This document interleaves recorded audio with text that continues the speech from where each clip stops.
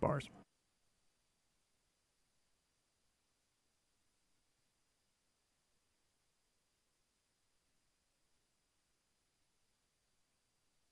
God dang. Am I watching a movie? That's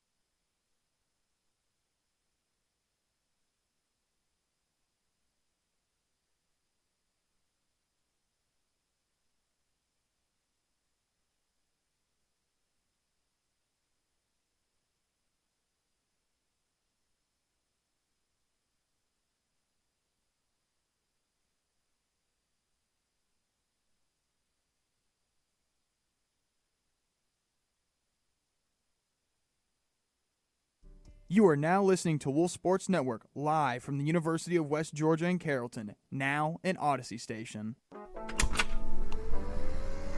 Live from Carrollton, Georgia, this is Sports Pack. West Georgia's go-to show for all things sports. From the best interviews in college radio. Hey, this is Coach Joel Taylor, head football coach here at the University of West Georgia. Hey everybody, this is Jeff Bacon, Atlantic Sun Conference Commissioner. To the hottest takes around. I wholeheartedly believe that behind Sean Payton and a second-year Bo Nix, the Denver Broncos can dethrone the Kansas City Chiefs and be the AFC West champions. I mean, plain and simple, the worst decision Kalen DeBoer has ever made is taking the head coaching position at Alabama. We've got all you need and more right here on Sports Pack. The Wolves play here.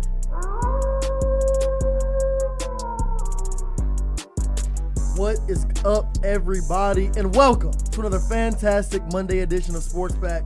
I'm your host, Richard Reed, joined by my guy, John Howley, killing it on the board as usual. My dog, Riley Ford, friend of the show, subbing in for my guy, Jackson Schrader, who is out today handling some business at the house. And Cadence Grieven joining us once again, as always, on Mondays. How are y'all feeling today, y'all? Feeling great. Good day. Yeah.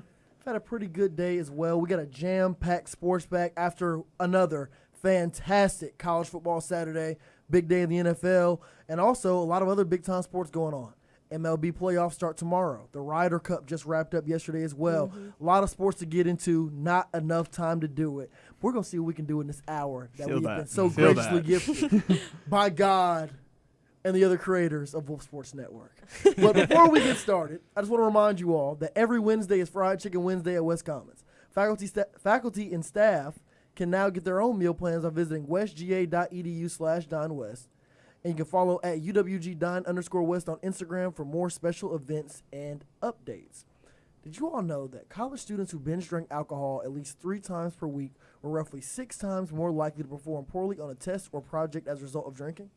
That is why Wolf Sports Network and Wolf Radio's Drink Responsibly campaign is always here to remind students that drinking should be done responsibly and in an environment that discourages overindulging. Faculty will not take hangovers as excuses. Now, John, how about them Wolves, man?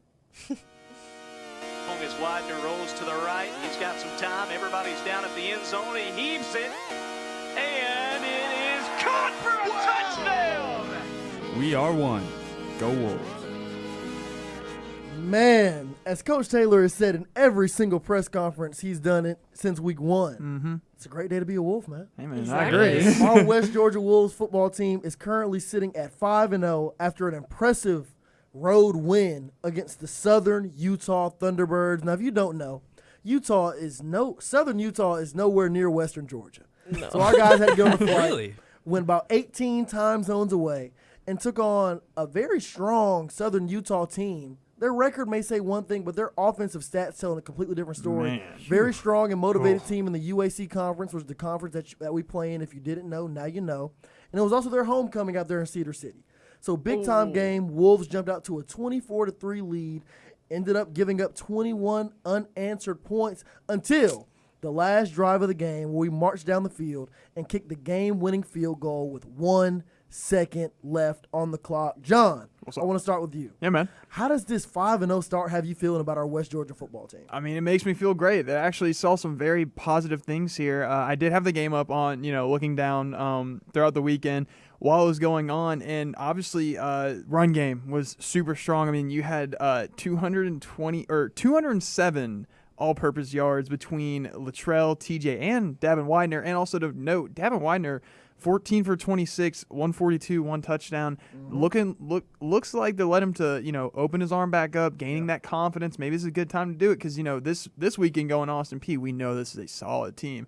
Maybe this is the confidence boost he needed, and wide receivers were stepping up. We're kind of down to our freshmen, but these guys are out there stepping up. I mean, you have Jordan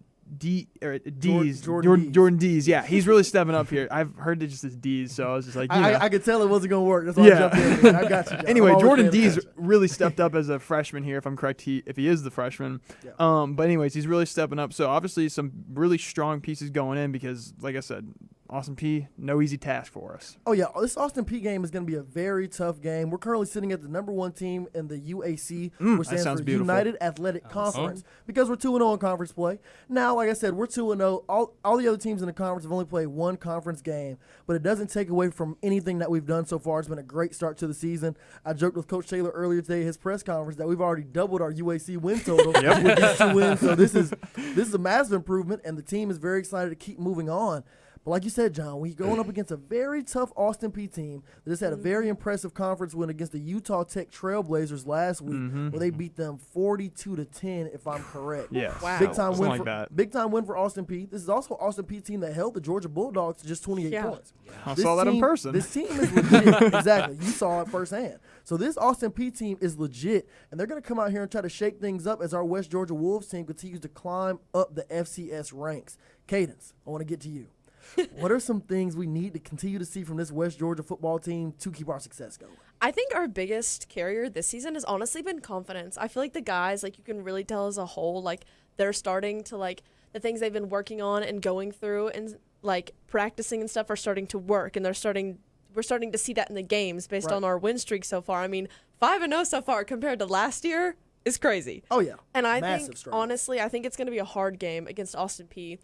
And I think the guys are really going to have to bring their A game. And we can't really afford any mistakes here if we want to stay consistent and continue showing out and showing up. Riley? I think it's confidence for sure, but I think we just got to keep our offense moving forward. It's been going in the right direction. Like you said earlier, we've lost a lot of our offensive players, but our freshmen are really stepping up, and I think they just need to continue to step up, build that chemistry. Our offense looked really, really good at the start of that Southern Utah game. And defense has been our calling card this season, and it should be no different going forward as well. If our defense can keep being as strong as it was with a first, during Southern Utah, it was a first quarter interception. We should be just fine. We've had 5 interceptions over 5 games. We're averaging 1 every game. That's a great feeling. And if we can keep our offense, they'll gel a little more, be more confident with each other, and keep our defense really strong. I think we just keep going through. I think you're both right. It's a combination of both. The confidence that we've seen build week in and week out, starting from that big-time win against Sanford, has been evident. Our team has continued to progress week in and week out. Like you said, Cadence, getting more and more confident with every single win, every single big play. And like you said, Riley, it's all about this offense continuing to move the chains forward. Our calling card is our run game. Our run game and our defense is our calling card. But we're starting to see guys like Davin Widener and Jordan Dees, one of our leading wide receivers, get their connection together. They connected on some really big time connections deep into that Southern Utah game. And yes, our defense did give up 21 unanswered points to Southern Utah in the second half, but 3 of those touchdowns were on big time explosive plays. Our defense only allowed a little over 190 total yards from scrimmage for the Southern Utah offense that game, and 122 of them came from those explosive plays. Yeah. So if our defense can get back to what they're doing, they had played a great game overall, limit the explosives, and just stay within themselves, continue to run the ball offensively, and keep Davin Widener comfortable and not throwing interceptions like earlier this season, we should be good going into Austin P. But like y'all said, it's going to be a very tough game no matter what. I cannot wait to talk about that a little more later in the week. But there are other sports going on as well. Our soccer team had a solid weekend, had a solid outing this past weekend, winning their first game this past Thursday versus the Stetson Hatters 3-1, and then winning against Florida Gulf Coast and then losing 4-0 to Florida Gulf Coast this past Sunday. Cadence, I want to start with you. What are some things that you've noticed from this soccer team that's led to such back and forth results in games? I think our biggest savior, I feel like sometimes, from what I've seen from the past few games, is our defense. Our offense, again, is sloppy, in my opinion, just as somebody who played soccer forever. But Right, so your opinion's valid. Yeah, and I just feel like we're trying to push things and try to make these plays and all of these like offensive connections, but they are just not working. When we take a step back and we build up properly and communicate and effectively get that through is when we're starting to see these wins. Like, I think it was High Point. We beat them this year. I think it was like 2-0, and that was a very good game. High Point is a good team, and they ended up winning 1-0, and it was just like they played well together. Everything flowed. Everything worked. It was like they built up, and building up from the back and communicating and possessing and taking your time really showed out. Wow. Riley, what have you noticed from the soccer team thus far? I've noticed something very similar. I think both of these games is like the duality that Cadence is talking about of that amazing defense and just an offense that isn't clicking. the Stetson game, our defense was crazy. In the second period, Stetson had 16 shots, and UWG had 6 saves. Wow. And Stetson only scored 1 point in that time. But then the game we lost against Florida Gulf Coast, the offense kind of reared its ugly head a little bit. To only 2 shots on goal the whole game. Wow. And so I think these 2 games are really showing us what our strengths are and what our weaknesses are, and I think that's really great for this team. But just like Hayden said, that offense just needs to gel a little bit better, needs to communicate more. And I think with that defense, if they can, do that, it's looking up. Yeah, I agree. Y'all are right. I mean, the strengths and the weaknesses starting to show themselves. It's really beneficial in a way because now you can see, it's obvious, even if we can notice it, it's pretty obvious what needs to be changed, what kind of players need to be grabbed, what kind of things might need to be changed schematically. That way, moving forward throughout the rest of this season, then in seasons going forward, we can try to rectify those issues and really build this program that has somewhat struggled to adjust to the move to Division I, like a lot of our athletics have. Our women's volleyball team has also been one of our teams that have somewhat struggled since moving to Division II. We lost both our series. We lost both games this past weekend. First game was Friday against the University of North Florida, losing 3-1, and then losing 3 sets to 1. And then this past Sunday, losing to Jacksonville University right here in Carrollton, Georgia, 3 sets to none. Yeah. Now, like I said, a lot of our sports still have ways to go. Our football team's been surging as of late, but a lot of our sports are still trying to catch up, but that's a good thing. Trial and error, see what's working, see what's not working, make the necessary adjustments, bring in the right players, hit the transfer portal, understand which recruits to target in high school so that these sorts of things can be remedied. That way, moving forward, our teams can continue to get better and better and eventually lead to championship seasons. Took a lot for me to say that, but we got it off. Now, we're going to go to a quick break, but before we go, let me remind you all that because of Westwoods Apartments, Wolf Sports Network can continue the success and experiential learning that we need to further our careers. Did you know that at Westwoods Apartments, all utilities are included in the rent? Flat rate pricing and costs are located at livewestwoods.com. That is livewestwoods.com. Now, like I said, we got a lot more sports to get into, so don't go anywhere. We're going to take a quick ad break. When we get back, we're going to dive into a little bit of what happened this past weekend. You're listening to Sports Pack on Wolf Sports Network.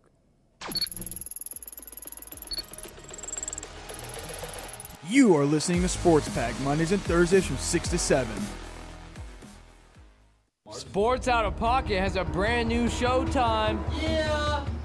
But what time is it at? I don't know. It's not 5 to 6. Nuh-uh. It's not 7 to 8. Nuh-uh. It's 6-7.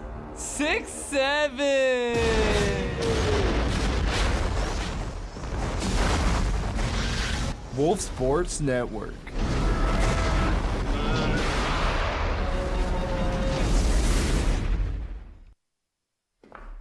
It ain't just a game. It's everything. This is where the best separate themselves from the rest. But to be the best, you gotta read the best. And the best is the playbook. Let's go. Yeah, go. Tune into the playbook, Fridays at noon on Wolf Sports Network. Hello? Can anybody hear me? I can't see anything. It's like a snowstorm out here. JT, I need your help. What? Who goes there? I'm the ghost of Out of Pocket Past. Nah, bro. I don't mess with ghosts. But I need a sports fan that has zero chill. Well, now that you mention that, this is gonna be Out of Pocket. Tune in to Season 6 of Sports Out of Pocket, Zero Chill. Wednesdays at 6 on Wolf Sports Network. Man, this beat brings back memories. Anyways, let me tell you all about this show on Wolf Sports Network. Get with the playbook. Get with the playbook. Get with the playbook. It's the playbook. Hear us talk about all college basketball, football, and baseball. Fridays at noon. The Playbook, only on Wolf Sports Network. Wolf Radio and Wolf Sports Network are proud to help reduce the 21% of adults with low literacy skills. We are collecting new and gently used books for every UWG pre-K student monthly. So give today by visiting thewolfuwg.com/bookdrive. That is thewolfuwg.com/bookdrive.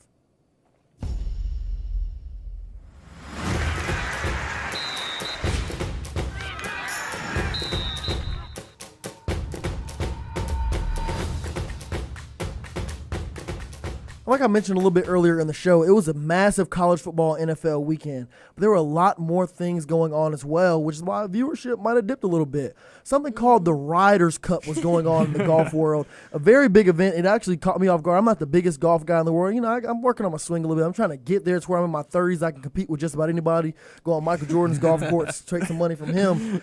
But then, but like I said, I'm not really the biggest golf guy. I can watch every now and again, but it's never really been my thing. So Cadence, I want to give it to you. Because, I mean, I know you know how to talk golf some, and you also work at one of the local golf courses here in Carrollton. So what is the Ryder Cup? So the Ryder Cup is it's like the USA versus Europe, but golf edition. Okay. And so it's like kind of like this big old rivalry because you know how Europeans are about Americans, and you know how Americans are against. Yeah. What's a kilometer? English, if I can English. A little bit of beef from the 1700s. And so right now the Ryder Cup was home in America this weekend, where it was away last year. And pretty much it was just like the captains were Keegan Bradley for the U.S., and then the European captains were Luke Donald. And then some notable European names were definitely Rory McIlroy, Victor Hovland, and Tommy Fleetwood, who just won the PGA Tour at Eastlake, I think, in Atlanta. Yeah, he won at Eastlake. That's when we were there. And then for the U.S. side, of course, Scotty Scheffler, Justin Thomas, Bryson, I always pronounce his last name wrong. Shambo. Yeah, there you go. Yeah.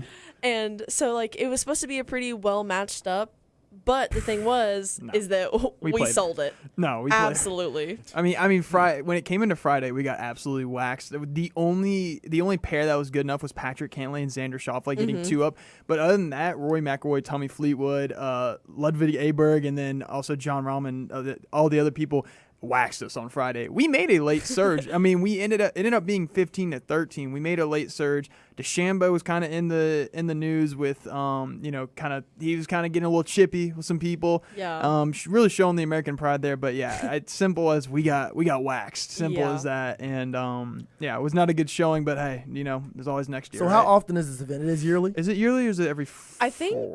I don't know off the top of my head. 'Cause I know a lot of the U.S. versus World events are like maybe every other year. Every 4 I think years. it's every year because it's either hosted in changing locations. Yeah. Yes. Okay, yeah. so change locations every year. Yeah. Gotcha. And I think right now the Europeans are up 16 wins compared to the U.S. We've lost the last 2. Yeah. So, Yeah. And I was going to say rough. Fun fact, actually, I found out that Scotty Scheffler was supposed to be one of like the one of the golfers they expected a lot from. Crap to bed. He just absolutely sold it. They said that he was the first, I think, in PGA Tour history to have wins and then just have 0 anything, I think, until like the 8th hole or So what I'm whatever. hearing is just a very disappointing showing from the U.S. team altogether. Very. We got smoked by the Europeans. Speaking of disappointment, John. Yeah. Well, not even just John. Speaking of disappointment, guys. Well, yeah. Sorry about that, John. I didn't mean really get the best here.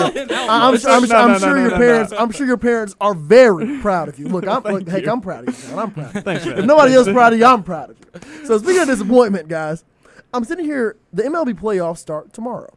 Nice little 4-game slate to get everything started. And as I'm looking through the playoff bracket, I'm noticing there's one team that's missing: the New York Mets. With the second most expensive roster in all of baseball, is somehow absent from this year's playoff picture. John, what's going on in New York? Chaos, probably, for all I know. Frank the Take's probably having a heart attack after his live stream. But no, yesterday the Miami Marlins, funny enough, they won and they knocked out the New York Mets, and it's a huge shock to them because you paid Juan Soto $720 million over 10. $720 million. You sold your minor league teams and everything. This is supposed to be the move to make it into the playoffs, and then you lose it, you're out. Then Pete Alonso is opting out of his contract to go to free agency. Really? Yeah, so it's about to probably blow up a little bit in New York.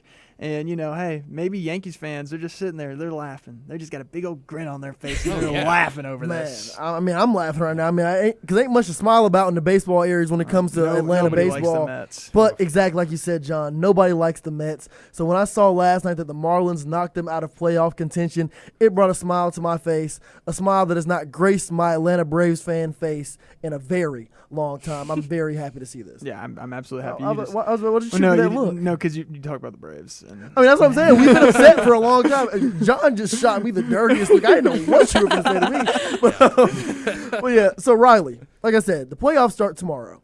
What are a few things you're looking out for in this MLB playoff run? I'm looking at the Brewers. I know they're the 1 seed and like they don't play this weekend or whatever, but I am looking at them very intently. They are very impressive considering their like how much I know we just someone talked- who says otherwise very strongly, but still.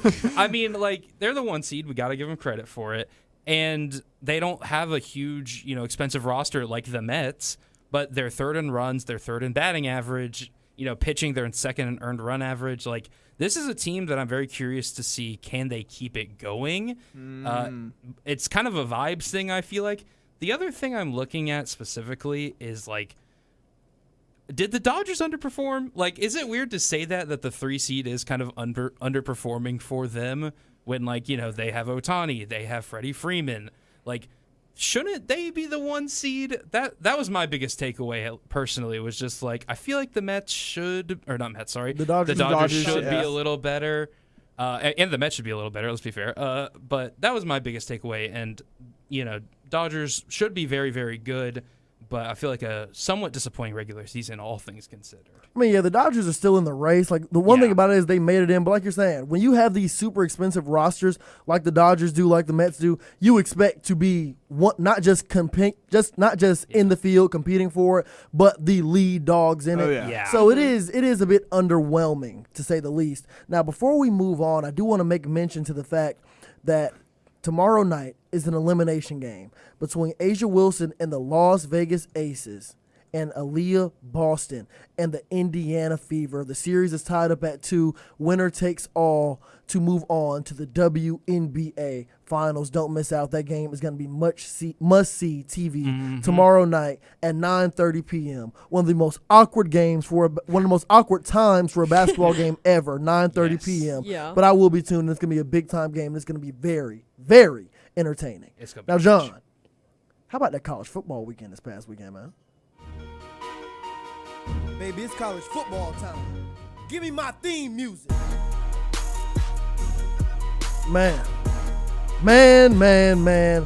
It was a heck of a weekend. I want to thank Cadence for being on the show with us today. She's subbing out, and my dog, Keyshawn Ward, is tapping back in with us. It was a monster weekend this past weekend. We had 4 teams fall in the top 10.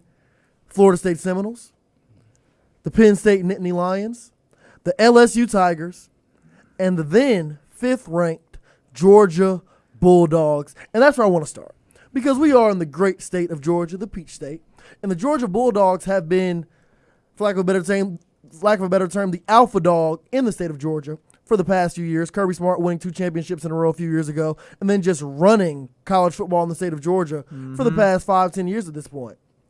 But the one thing they have not been able to do is knock off our neighbors to the west, the Alabama Crimson Tide, who have won 10 of the last 11 games against the Georgia Bulldogs. And this past Saturday was no different, beating the Georgia Bulldogs 24-21. Keyshawn, it's your first time being on the show today. Welcome in. What did you notice in this game that led to Alabama getting the big-time victory? For me, it had to be the decision-making by the coaches. Yep. Late in the game, that overtime, crazy game, by the way. Not overtime, but late in the fourth Could have quarter. been overtime. Yeah, it could have been overtime. Should have been It overtime. really should have. I was hoping and praying it did, because that was a really enjoyable game. I loved that game. But they had the execute on the offensive side. You went 2 for 8 on third downs. Yep. You need better execution and play calling from your coaching staff. I mean, you do. yeah, defense. They let Ty Simpson get way too comfortable. I mean, 270-plus yards. I don't think he had no turnovers either. Nope, 0. 0 turnovers, 2 touchdowns, and he even had a rushing touchdown at that. So they got a few things to clean up on the defensive side. Riley?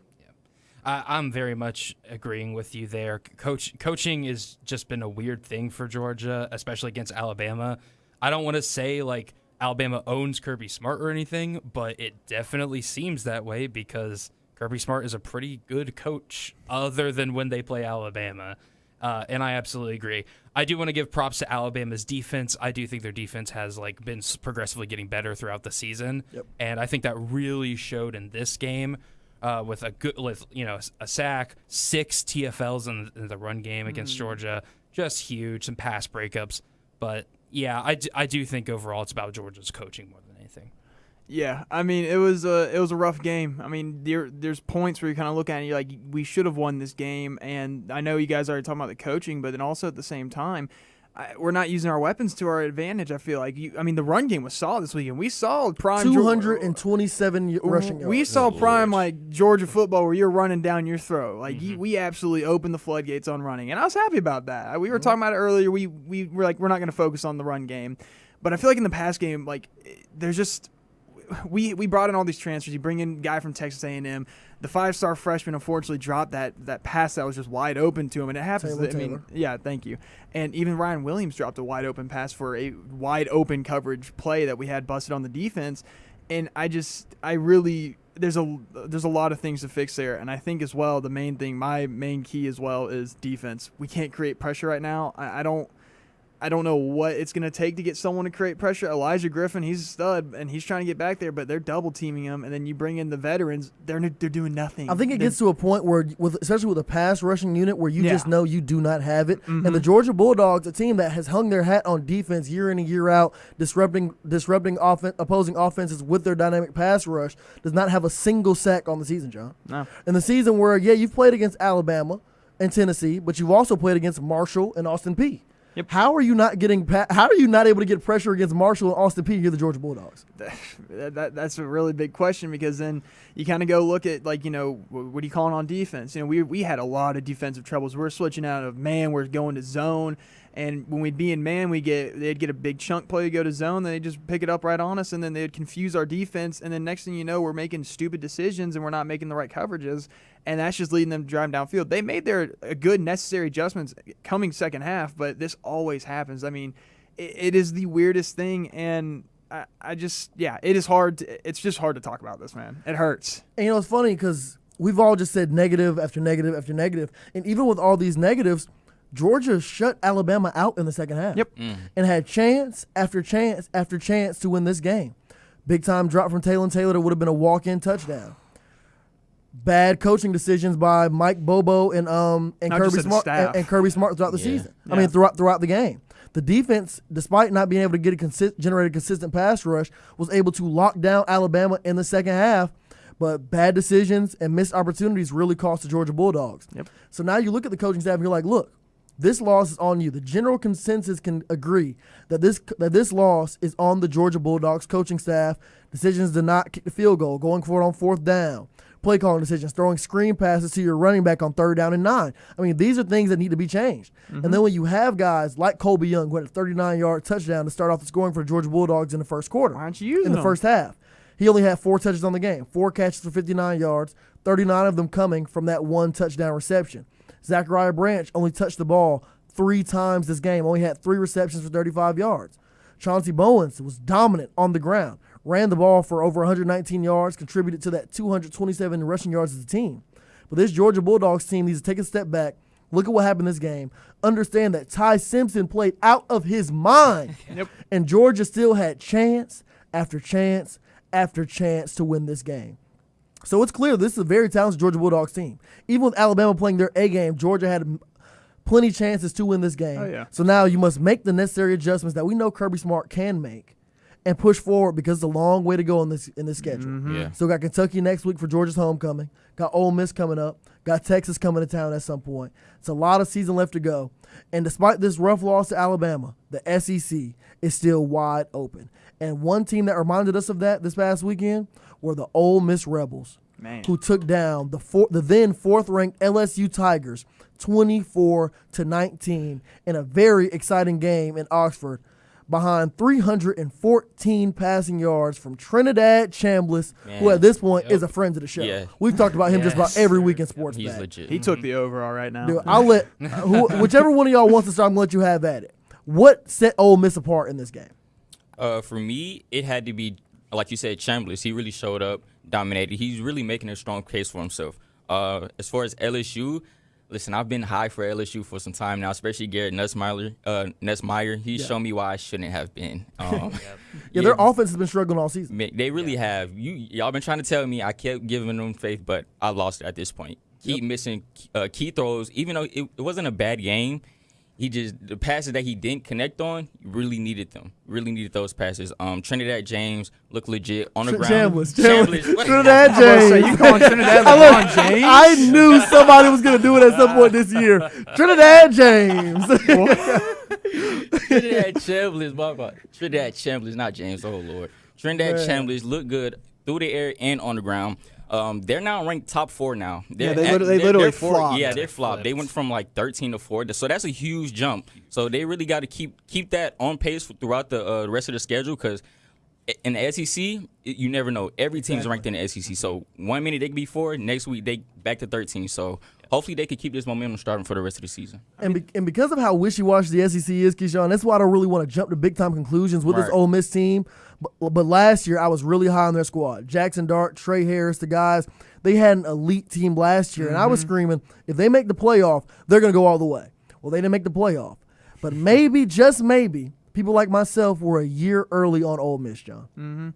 No, I mean, I want to go back to Trinidad. And look, I mean, 314 yards, 23-39. But then also he had 71 rushing yards. And the fact that you got a guy like that throwing 300-plus yards and he's just able to pull the ball like that and go run for 71 yards. He's a dog. It's absolutely insane. He's a dog. Dangerous. I mean, and Ole Miss has had their run game up. And also they made the necessary adjustments to their defense to really tighten it down, because they're no longer in that 3-2-5 almost looking scheme and just running the weirdest defense. They've really hunkered down into a 4-2-6 scheme, and that's what I really like to see. And it's really scary for what the rest of this landscape will look like for the rest of the season. Let me tell you what's scary. What's scary? Week in and week out in his press conferences, LSU's head coach Brian Kelly talks about how they need to be able to run the football. They have not been able to run the football in any game they have played so far this season. And this week's game against Ole Miss showed that they had 21 carries of the team for 59 yards. Their leading rusher, Harlem Berry, had 7 rushes for 22 yards, followed by Juwan Johnson with 6 for 18. They cannot run the ball, but they keep trying to. And the passing game is not working either.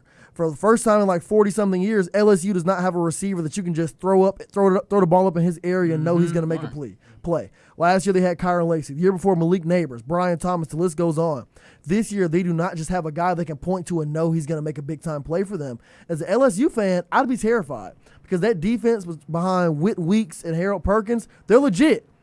But the other side of the football is the big-time concern for them. Now, Riley, before we end off this segment, we have to talk about the Oregon Ducks going into Happy Valley and taking down the then third-ranked Penn State Nittany Lions in their whiteout game.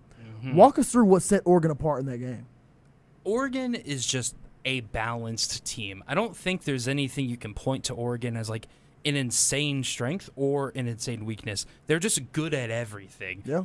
Before the game, like when I was doing some stats looking before last week, they were 12th in total offense and 12th in total defense. Like, this team is as balanced as can be, and I think that Penn State isn't. I think Penn State's offense, it's respectable, but it hasn't hit that next level, that second gear that I feel like we all expected Drew Aller to take the jump with. He's overrated. Yeah, and that's the other thing. You can honestly say that. You can honestly say he's overrated. They haven't beaten like a really top-rated team. Nope. And I think it's kind of absurd that they're still like in the top 10 on the new top 25. Right, it's kind of ridiculous, especially when Georgia dropped out of the top 10 after a 3-point loss to Alabama. Yeah. Like, Penn State is ranked with elite teams, but they can't beat them. They've consistently shown that under James Franklin, they have not been able to do that. Yeah, and like I said with Drew Aller, 5-star recruit, looked great on paper coming into it, but he has not asserted himself as a passer. Let's look at the quarterback comparison before we sign off here.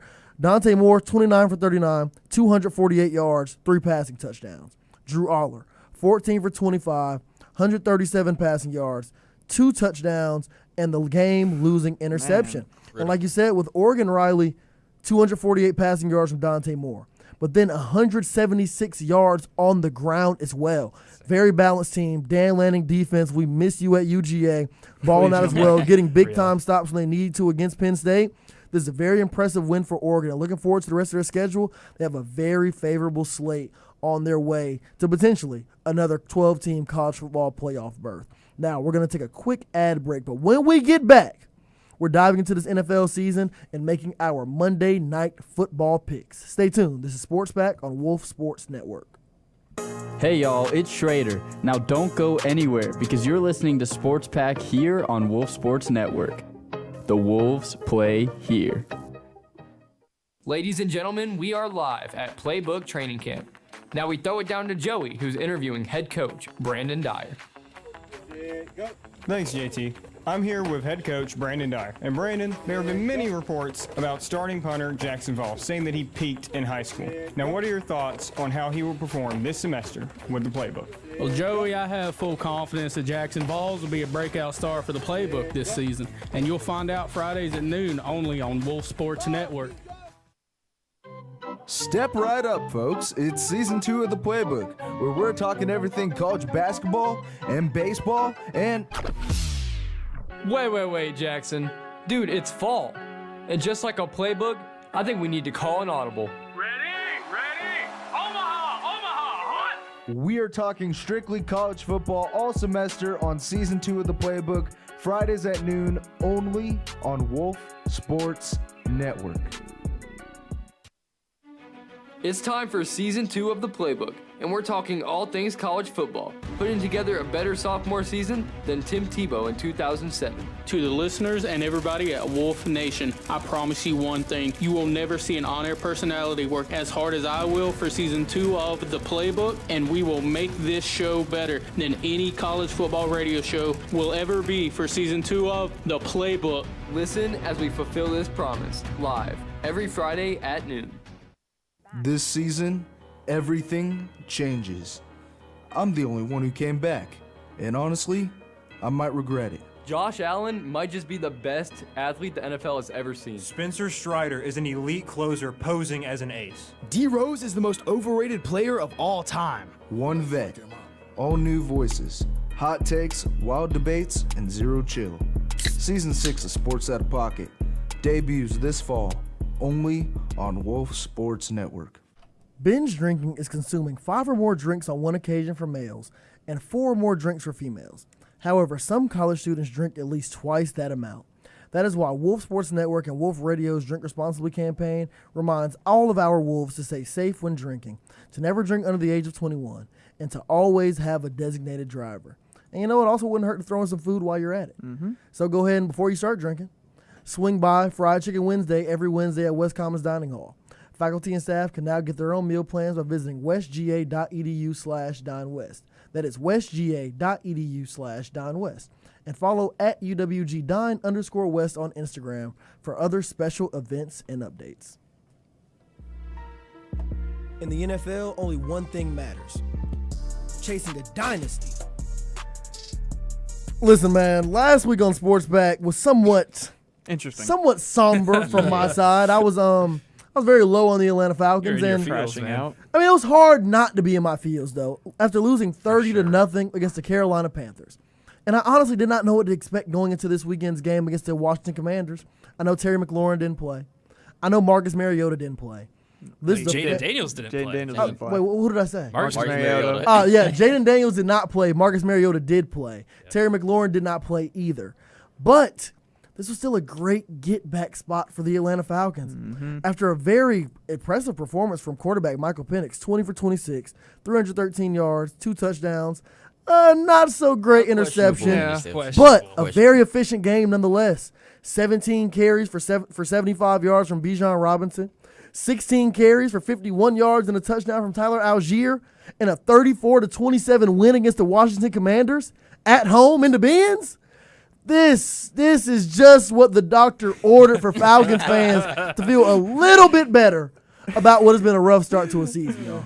What you think about that game? As Raheem said, this one was for the fans. This game after that, and he said. But anyways, I think the one thing I'm seeing here is we're getting some sacks back in. We had 2 sacks throughout the game, and really, Bijan and Tyler Algier just getting fed the ball and absolutely just going crazy. I saw a statistic today when Tyler Algier has more than 17 carries or near 17 carries, and Bijan as well. We are 7-0. Wow. And it is a crazy stat to have that be true. And then also at the same time, hey, maybe the coaching switches did work. I mean, Drake London, 110 yards, 8 receptions. Kyle Pitts also got the ball, got a touchdown, 5 yards, 5 catches for 70 yards. Finally. So maybe having these coaches switches was an answer to our problems. But then again, we still got a whole season to play. We got a bye week, then we got the Bills. So I'll take this for right now because who knows what's going to happen against the Bills. No telling. The Falcons have a rough schedule ahead, but like you said, John, this is how the Falcons need to play. Hand the ball off to these two outstanding backs. Excuse me. Have them each over 15 carries per game. It needs to be a run-first scheme.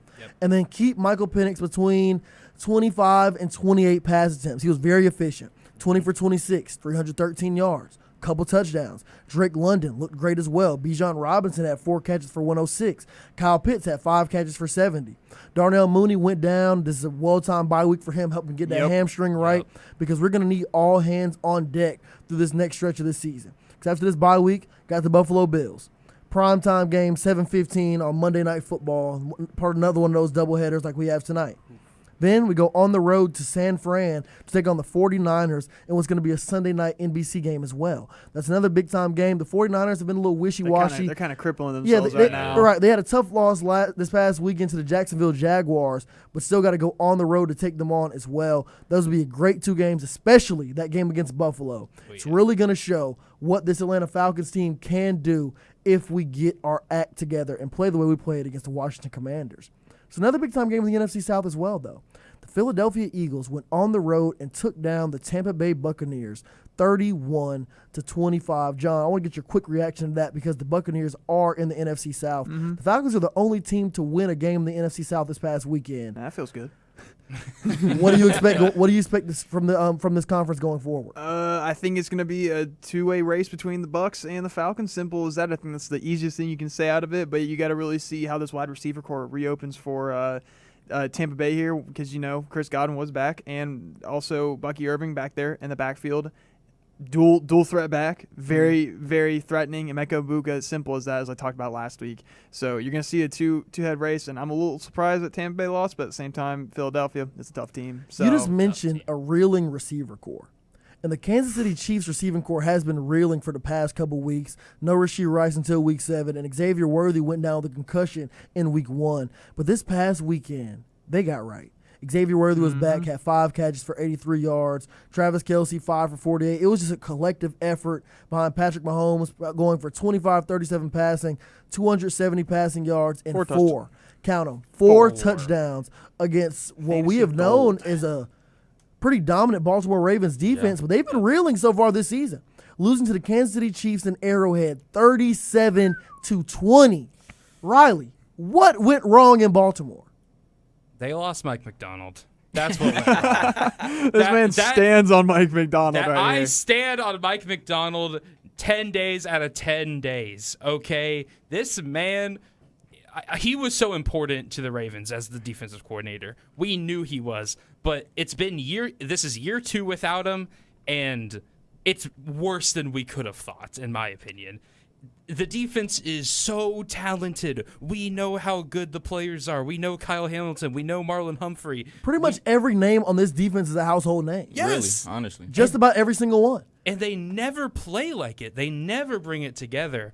And so I think the biggest thing with the Ravens right now is just coaching because this defense cannot get it right. This offense is still looking pretty good. And Lamar's down. They don't know any return right now. Yeah, we don't know about Lamar. No update on Lamar as of right now. And they also lost Madubuike for the season. Madubuike is out for the year. They're one of the leading pass rushers. Coaching was just the weirdest thing for this game. Like, it was an interesting decision to give Derrick Henry 8 touches kind of thing. Like, it makes no sense. It makes no sense. Literally zero sense whatsoever. It was just a coaching catastrophe all around, and it didn't help that the players didn't play well either. But I don't know. Is it just because their history with the Chiefs, perhaps? Like, it could be that. But whatever the reason, Baltimore is kind of collapsing in a year where I feel like they're going for it all. Right. In a year where many people, myself included, expected to see them in the Super Bowl in February. This is a very talented Ravens team that has gotten closer and closer every single year. No Zay Flowers in last year's playoff game. You could argue that led to their loss to the Bills. When you look at them right now, they're 1-3. Only win was against the Browns, winning 41-17. They look very impressive. Lost to the Bills in Week 1, 41-40. Versus the Detroit Lions, 38-30. Lost to the Chiefs yesterday afternoon, 37-20. They're losing to prime time contenders. These are teams that are expected to play deep into the playoffs and fight for a Super Bowl. And when you're looking going forward, it's not getting much easier. They have a home game against the Texans next week. Texans team that just got right against a very bad Titans team. They haven't had a pulse on offense for the Texans so far, but a very strong defense that can maybe give the Lamar Jackson-less Ravens a run for their money. We could see them drop into 1-4 there. And then after that, they host the LA Rams, another team in the NFC that is really looking to make a Super Bowl push. So when you look at this next two games, these are very losable, and we could very well be having the conversation that the Ravens are 1-5 after this 2-game stretch. Ugh. And I just can't believe that. No, I can't believe that. That like made like throw up go in my mouth, man. That's nasty. Dude, I mean, it just you saying that was pretty gross. Yeah, I understand that, but you don't expect that from that Ravens team. They've been solid for the past several years, but when you don't have Lamar and what he's been able to do, then it really sets you back. They built this team around Lamar. I don't know what Todd Monken did with Derrick Henry and just maybe Mike Boboing this, but still, it's not looking good for him. Yeah, things are not looking good in Baltimore right now, and I really don't even know where to start. The injuries are not helping. Hopefully Lamar Jackson will be back for them this upcoming Sunday against the Texans, because they're going to need him, because this Texans defensive unit, they will keep them in a game against just about anybody, no matter how potent the offense is. So we're definitely going to keep an eye on how the Ravens develop as this season goes on. We also had a barn burner last night, Sunday Night Football. The Green Bay Packers tied with the Dallas Cowboys. And what was expected to be Micah Parsons' revenge game against the Dallas Cowboys, a team that traded him away. Yeah. But after that game, Jerry Jones pretty happy. He said a win is a win in his book. Yeah, they might not have won the game, but a tie. But he was happy with a tie. It's not a win. Jerry Jones said, and I quote, "We tied." So who really won this trade? Did anybody win this trade? No. I mean, it's a tie. I'm not really sure how to look at it now. Are the Green Bay Packers still a legit contender, or were we just low on the Dallas Cowboys? I think we were a little low on the Cowboys, if I'm being honest.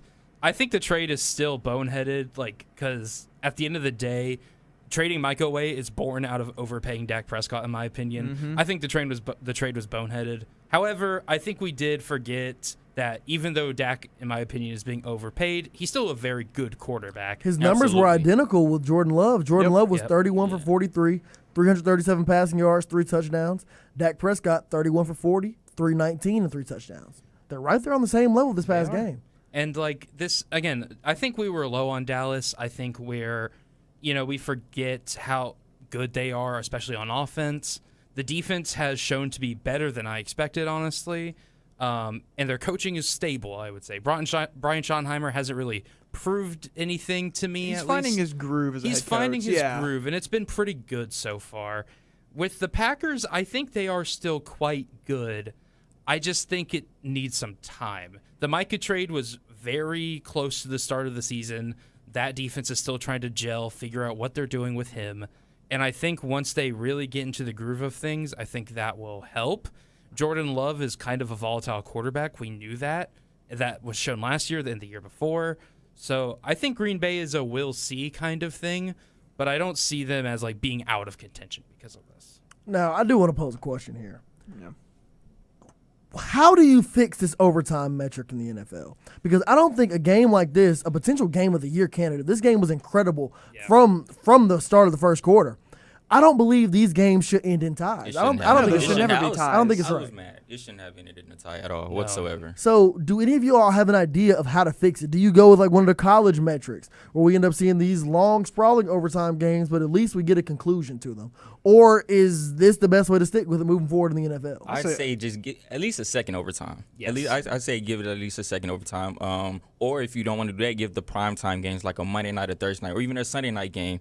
Give those the college rules because those are the games everyone's tuning in on. So I would say either you could do second overtime, or you could do the college rules for those primetime games. Right, maybe shorten the field, give each team an opportunity, like a just quick say- drive. Right. That way it Go- doesn't drag on for 4 hours like last night's game. did. Go college rules. They work. I mean, They do. honestly, All the way they through. work, and it gives you headlines. If they want more headlines, that's another way to do it. Is going to give them more headlines. Imagine this game 6 overtimes, and it's the exact college rules. 6 overtimes, Cowboys win it. Look, Right, so, and like, listen to the it'd sound be of very that. exciting. It'd be very exciting would. because despite people complaining about the college rules, we all sit down on the edge of our seats watching these overtimes. Yeah. Yep. This full overtime quarter of the NFL games can be very boring. First drive is a punt, still got 10 minutes left on the clock. I mean, it can be very draining. But if you have one drive from, say, college starts at the 35-yard line, start from the 40, maybe even the 50-yard line, go score. Yep. I feel like that could fix a lot of these issues. That way we do have a winner, and it cannot end in a tie. Football games should not – elite, high-level competition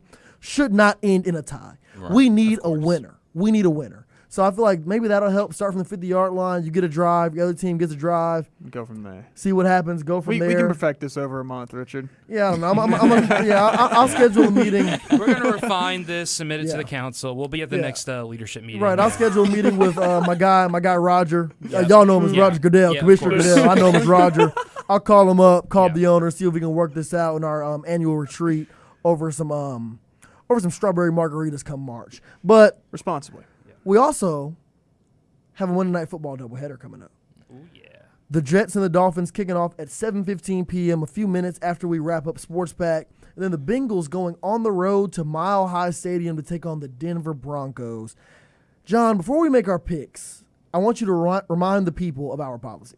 Sports Pack and Wolf Sports Network are not liable for any financial losses that may occur due to using our picks outside of the show. These are just our opinions. Don't blame us. Blame the players. Now that we've covered our bases here, first game. New York Jets going on, the 0-3 New York Jets going on the road to Miami, to the Sunshine State, to take on the Miami Dolphins. Riley, I want to start with you. Who you got? It's close. Not because both teams are particularly good, but it's close. I'll take the Jets here, though. I feel like the Dolphins have been really dysfunctional, and while the Jets aren't functional either, the vibes in Miami are so bad. It feels terrible, and I like the Jets' defense a lot more than Miami's defense. So I'm taking the Jets here. John? I'm going to roll the Jets here. Justin Fields returns back tonight. We saw what he did week 1 and the way that they really moved their offense down the field. And just to piggyback off of just the turmoil in Miami, I'm really just leaning more of the Jets here. They got a more solid foundation and everything. And Jets tonight. Yeah, I'm going to have to agree with both of them. Jets, like you said, Justin Fields is back. Things in Miami not looking too good, especially with Tua. I don't know what's going on.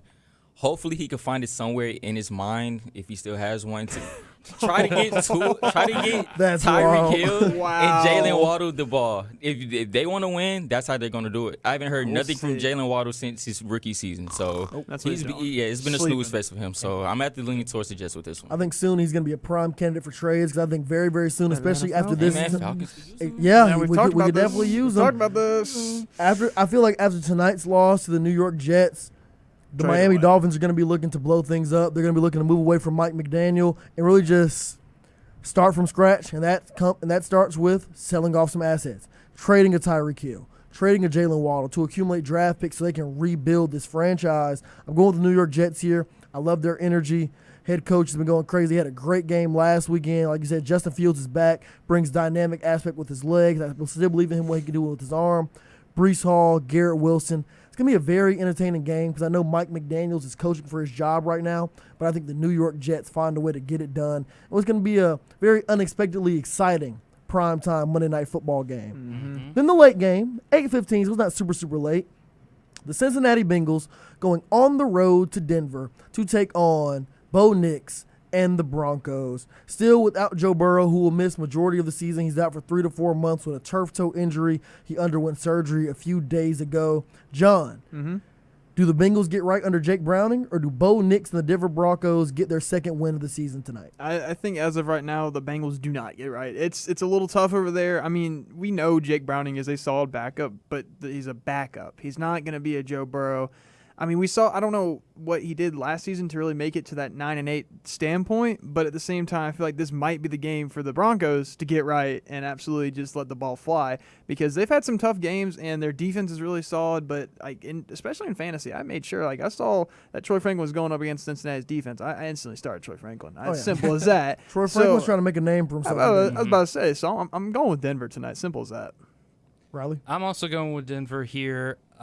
Bo Nix, he's been struggling recently. But again, like John said, they've had a tough schedule. I mean, they played the Chargers, who have a great defense. Mm-hmm. They've played the Colts, who surprisingly have a decent defense. No.